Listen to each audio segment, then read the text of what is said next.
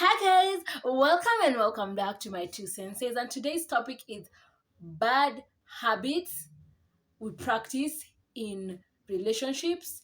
And when I say relationships, I don't mean just romantic ones. I mean even the friendship kind of relationships, family kind of relationships.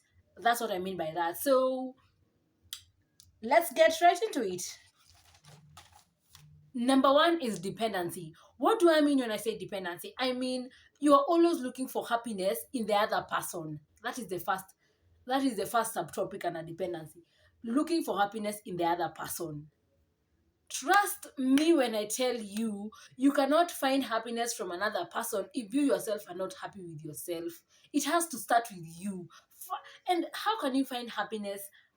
Do things that make you happy, engage in activities that lighten up your mood, make you feel good, even if you're gonna do them by yourself, because that's the key to finding your own happiness by yourself. Is it a good comedy? Is it a good series? Is it going cycling? Is it running? Is it just walking for a mile alone? That brings you happiness. You have happiness and you're not depending on anybody, to bring you that happiness. You're already happy by yourself. So even if the other person comes, be it your friend, be it your partner, they're just coming to add on to the happiness that you already have. You see, the other one is thinking that your life has no meaning without them. And this mostly works in romantic relationships.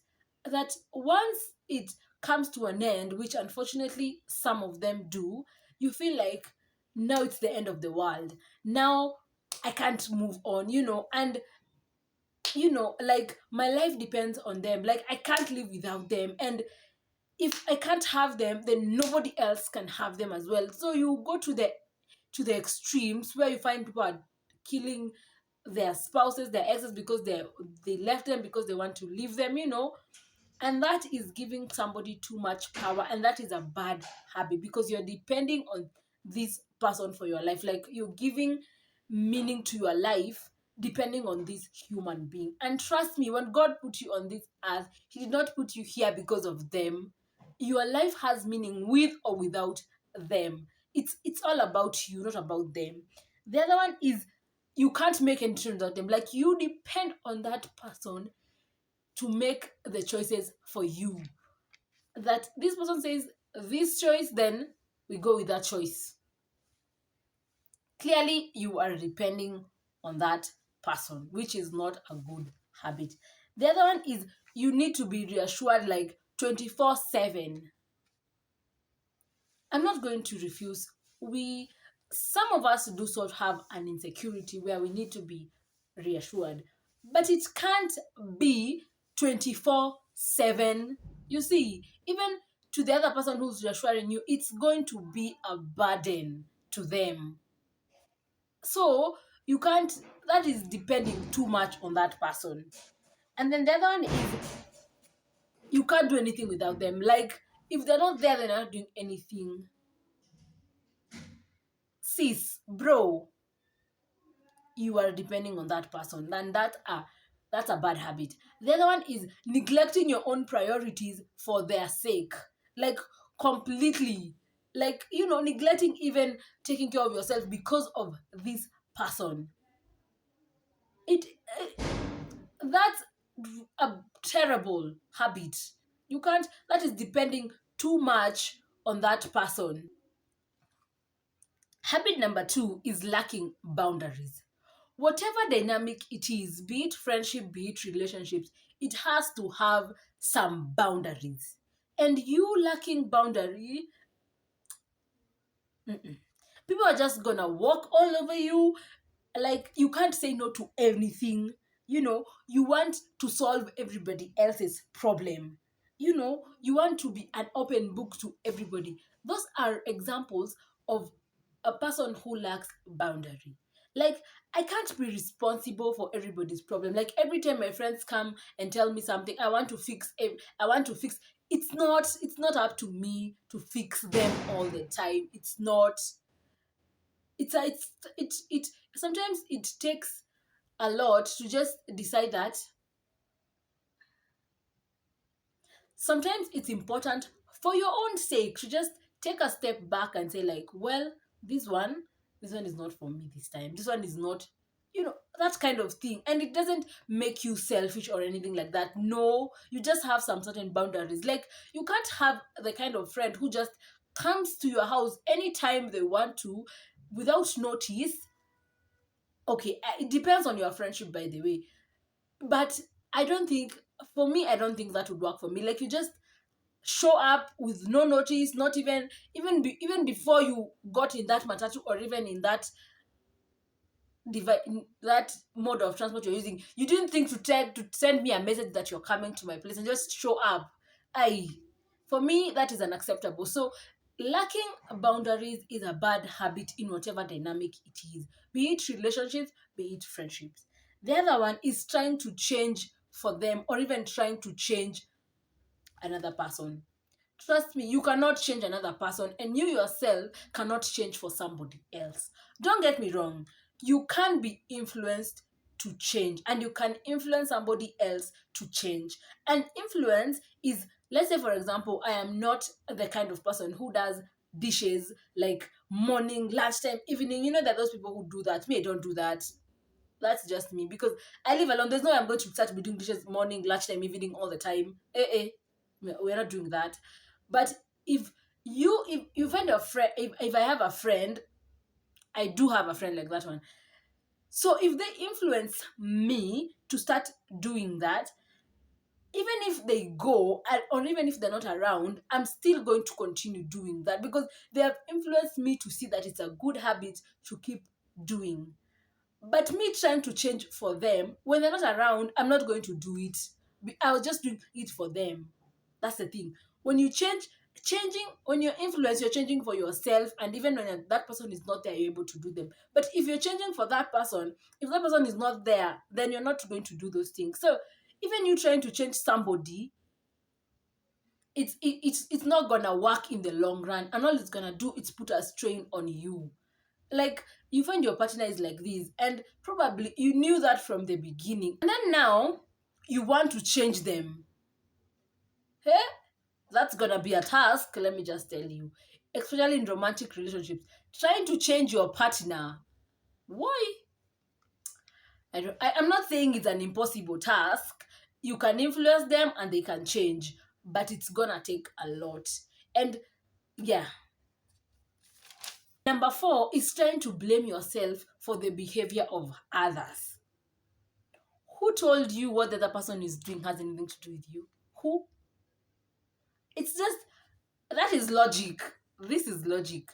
But our human self, especially in a romantic kind of setting, it always feels like we are trying to blame ourselves for the behavior of the other person. Like, oh, they did this because of this. Oh, they cheated because I did this. Oh, because of this. No. How the other person behaving or acting has more to do with them rather than you. Hope we are together there. So blaming yourself for how somebody else is acting or behaving is a bad habit. Yeah. Number 5 is trying to measure your worth on how people see you. If you are a diamond, even if the person that does see it, does not. If you are a diamond, just because the other person does not see the diamond in you doesn't diminish doesn't change the fact that you are a diamond. It doesn't. It just doesn't. So you trying to measure your worth. Oh, I'm not this because I'm not because they can't see me, because you are a star. You are amazing. And even if the person does not see it, that does not reduce you to whatever they think you are. No, it's you are still worthy, even if the other person does not see it. That's just it. So trying to measure your worth with how people treat you or how they see you, it's just bad habit. And it's just a bad habit. Let's just close at that. It's a bad habit. The other habit is having unrealistic expectations. Do you know that the example I'm going to give you is that a person calls you in the middle of the night, Niokole 5K, like, and not like I was having some 5K just sitting around, have nothing to do, so I can just send you. And because I didn't send you does not mean I'm a fake friend. Why, if you take me as a fake friend, then I would say just walk. That is you having unrealistic expectations. A good example. Last year, a friend of mine, a best friend of mine, was having a ratio, and I was a part of the team, like from the get-go, from the time she was engaged. So I knew, and I was planning. I even had the whole dress made for that day. But then, unfortunately, or fortunately, it depends on how you look at it. 2 days before the ratio day, I got a new job. So of course I went, and I even tried to get that day off to go for the ratio, but unfortunately I couldn't get it. So my friend had to understand that I'm not a fake friend. I am a good friend, but in this situation, I've really tried, and it's out of my hands. You see, so she had to understand that I can't come out of. I had the intentions of coming. I was prepared for everything, but unfortunately, the job has come and they have refused. So you see, so that is, you see, if it was a different person, the people would have been like, oh, you are fake friend stuff. Have realistic expectations of your friendships and even your relationships. You can't always be there thinking, oh, your partner will never disappoint you. Or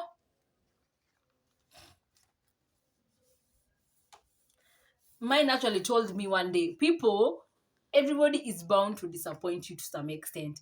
So the earlier and the better you come to terms with that, the better it will work for you. So have realistic expectations. Don't expect too much from people. Don't expect that you're gonna call and somebody's gonna drop everything for you. Of course, there are those cases that would happen, but then you have to put in mind that they also have their own lives. They may want to drop and come to your rescue, but then they also have their own lives, and maybe something else is also burning in their own lives. Okay?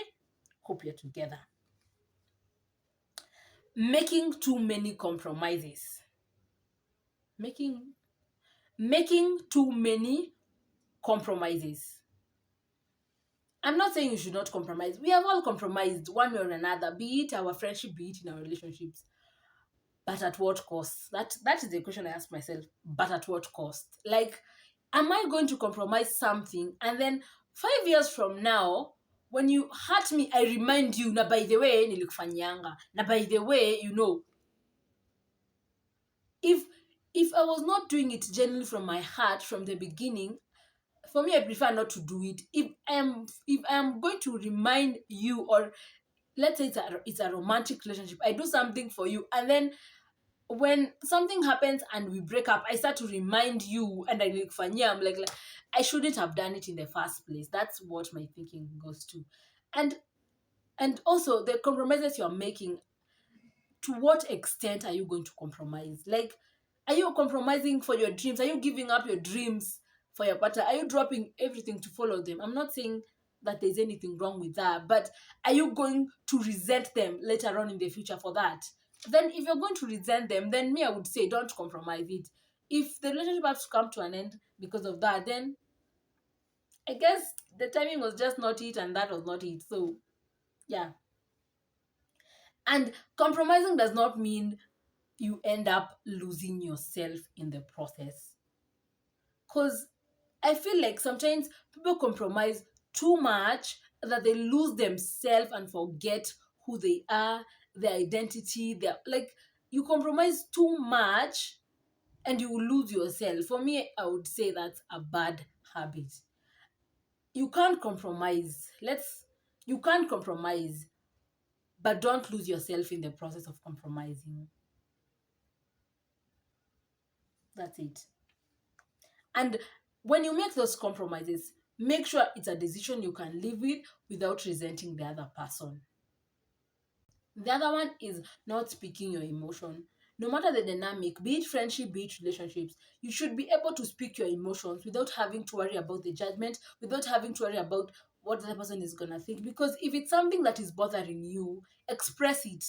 And if the other person takes it in a bad way, or overreacts, then you're not in the right environment clearly. Because a good friendship or relationship should be able to give you the space to express yourself. Of course, how you express yourself also matters. You can't go shouting or ranting out things. At least try and compose yourself with those emotions. If it's too much in the moment, then I would say take time to calm down and then express them calmly to the person, be it your friend, be it your partner.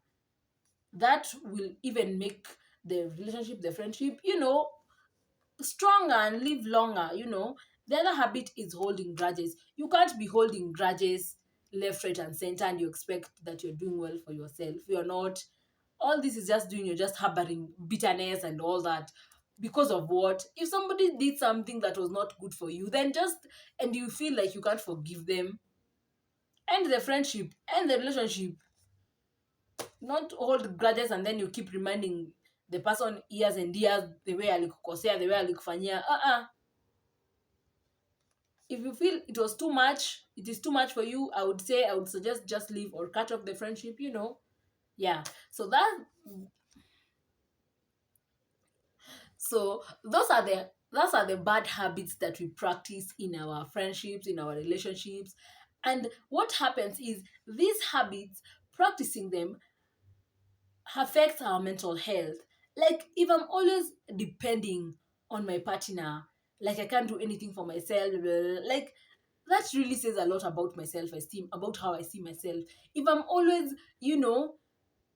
measuring myself worth on how people see me, then I really need to work on my self-esteem. You see, these things work hand in hand. If you're always letting people walk all over you, then you're not doing well for yourself. Like you can't just have space for yourself and all that. It will not work well for your mental health. And that is all from me, guys. Bye.